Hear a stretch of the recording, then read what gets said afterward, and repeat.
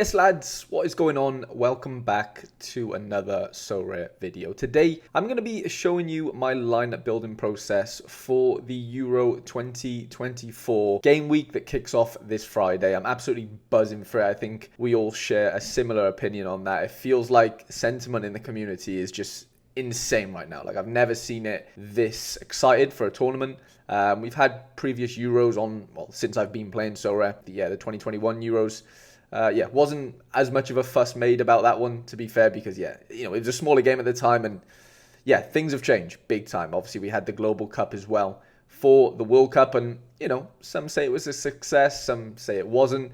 It was fun, referring back to the free-to-play game that we had at the time, but, this time around we have, an actual competition for Sorare Pro, which we can get stuck into in the form of this, European Championship competition for all four scarcities. I'm going to be playing in the rare competition. I think I'm going to have two lineups going out. I don't have three goalkeepers, or three playing goalkeepers, that is.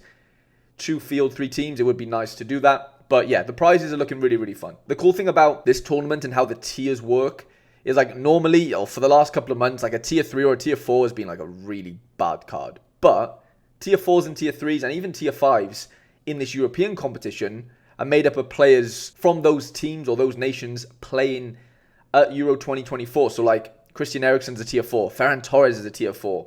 Dusan Tadic is a tier 4. There's some, incredible players, lower down, in the tiers, which, makes for, winning cards being really, really fun. Like, normally if you win a tier 5, like I said, I know you got to be grateful for, to win any card, but tier 5s for this competition, are juiced up big time. Ryan Christie as a tier 5, Fabian Schär as a tier 5, Laboka, Moda. There's some really, really cool cards in here, despite being, the lowest tier possible to win. And for the rare competition, tier 5s go down to 500th, which I think is really, really fun. So 500 people will be winning cards every game week. On top of that, top 90 will be winning cash as well as cards. And then on top of that, top 25% will be winning boxes. And for the first time ever, you will be able to win card essence. It's the only place outside of Copa America where you can win card essence. You can't win it in Challenger or Contenders for now. And I kind of get that. I kind of get why Sorare have done that. And it's going to be really fun. Like, I'm going to be interested to see how many people do pull that 20 times card essence and just say, fuck it. We'll just redeem a card right away. Might be a tier 5. It probably will be a tier 5. But the card essence factory should be opening for next game week, which is, super, super fun. Just over 2,000 participants right now. I think we will see that number grow drastically over the next day or so. So this is Thursday while I'm filming this.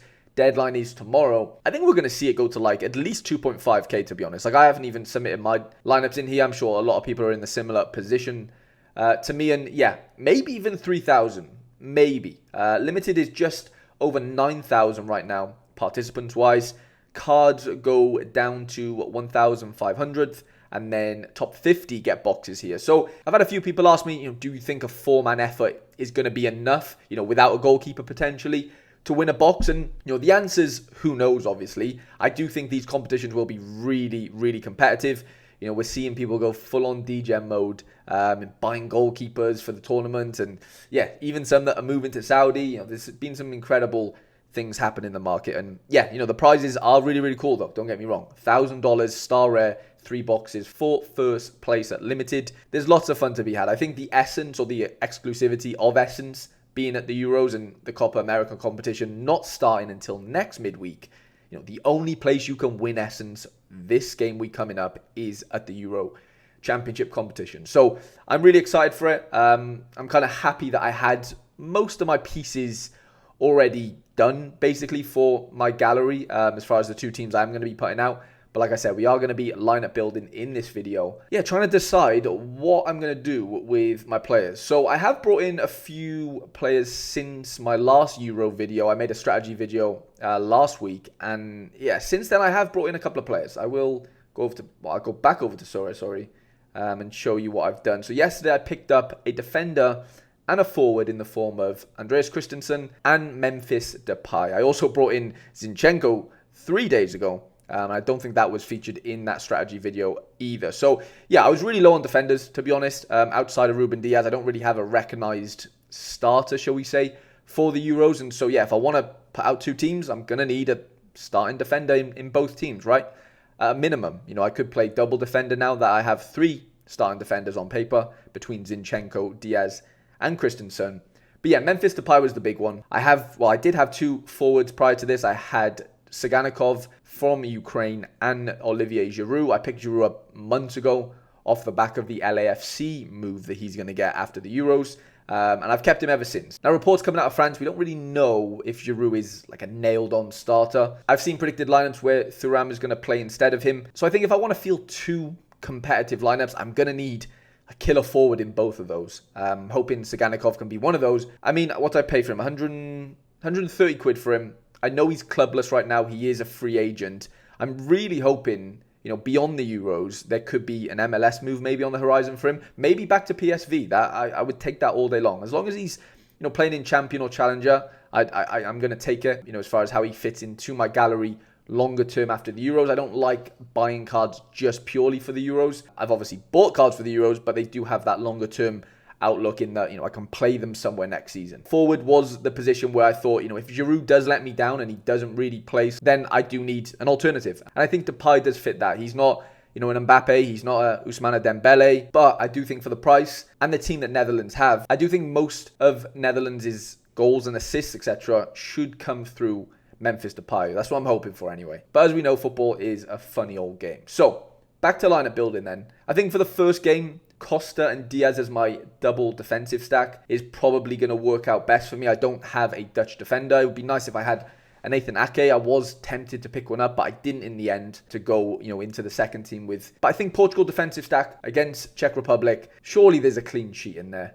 for that first game. Now, up front, Saganikov and Ukraine play Romania, and Depay plays against Poland. If we're going off the percentages of the 3 goals scored, Netherlands do have a superior percentage, only by 9%, but in international football, that is a lot. And so, yeah, I think Depay just edges it for me here. Saganikov, before buying Depay was going to be my number 1 forward, but yeah, Depay is now the main man. He's taken over the gaff and yeah, he gets the nod in, the first team here. Now, in midfield, I don't have a standout midfielder, I don't think, for this first set of fixtures. I mean, there's some really good players there for sure. Modric playing against Pedri, so I have a bit of a problem there. Someone like Pedri, I think he could score really well coming into this off the back of the friendlies. But the fact that Modric takes penalties, the fact that he is the main creator for Croatia, I am edging towards going Modric here. The conversation for me is Modric or Szoboszlai, because again, he is the main man for Hungary. They play against Switzerland, who, they are a good team, don't get me wrong. But I think the conversation is Modric or Szoboszlai here, rather than it being Pedri. Now, of course, the win percentage for Spain is a lot higher than it is for Croatia, and I get that. But I don't think that is really going to impact his score compared to Modric. I think Modric still has a really good chance of scoring really well, despite, not being favourites in that game. I'm going to go Modric for now. I could even go double midfielder, of course, but I do think there is a few other options, and Zinchenko definitely comes to mind. I think if he plays in midfield against Romania as a defender card and they get a clean sheet, I think there could be some really nice AA for him. There is reports that Michalenko, the left back that plays for Everton, he did come off injured in Ukraine's last friendly. So, yeah, it might mean Zinchenko might have to play left back. And if that's the case, does he score as well as he would if he was playing midfield? Probably not. I don't necessarily think there'll be a massive difference there. I do also have Andreas Christensen, who plays against Slovenia. Again, another defender. Again, another defender that is capable of some really nice passing AA. So, yeah, for me here, it's basically Szoboszlai, Zinchenko, or Christensen, if I'm being honest. I basically need to play Saganikov in my second lineup if we are saying that Giroud won't start. Otherwise, I won't have a recognised forward that's going to start. So, yeah, I think I am edging towards Szoboszlai, to be honest. But if he is fit, if he is firing, Szoboszlai is capable of some really, really big scores. And, yeah, I don't think I would captain him in a lineup like this, but I definitely think he deserves a spot ahead of one of either Zinchenko or Christensen.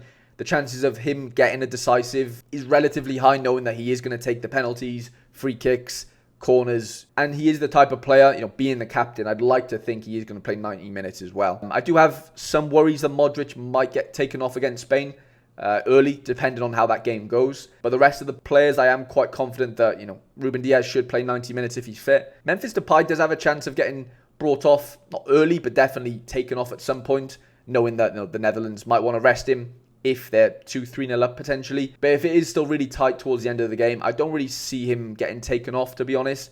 Depending on how he plays, of course, right? And so, yeah, I'm quite happy with how this team looks as far as balance goes. Lineup-wise, matchup-wise as well, I know Szoboszlai and Modric, they aren't playing in favoured games. You know, their countries aren't favoured to win those games. But I think them scoring well doesn't necessarily mean that they're going to win. You know, Hungary and Croatia need to win those games. I think those are quite mutually exclusive. So yeah, captain for me, I think the player that has the most chance of scoring 100 is probably Depay. It is close between him and Ruben Diaz. So that's probably how I'm going to field my first team.